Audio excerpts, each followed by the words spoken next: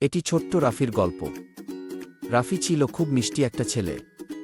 কিন্তু তার একটি সমস্যা ছিল, সে পড়াশোনা করতে একদমই পছন্দ করত না। সারাদিন সে শুধু খেলাধুলা আর কার্টুন দেখতেই ভালোবাসত। রাফি রাস্তার পাশে একটি অদ্ভুত পেন্সিল খুঁজে পেল। পেন্সিলটি অন্যরকম ছিল, এতে ছোট ছোট তারা আঁকা ছিল। বাড়িতে এসে রাফি খাতায় একটি আম আঁকল।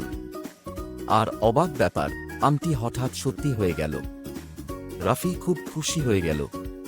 এরপর সে যা আঁকত তাই সত্যি হয়ে যেত, চকলেট, খেলনা, বল, সবকিছু।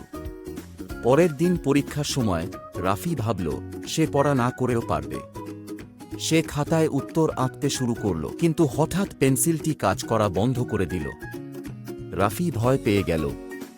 তখন পেন্সিলটি জ্বলে উঠল এবং বলল, আমি জাদুর পেন্সিল ঠিকই, কিন্তু আমি শুধু ভালো কাজে সাহায্য করি, শর্টকাটে নয়।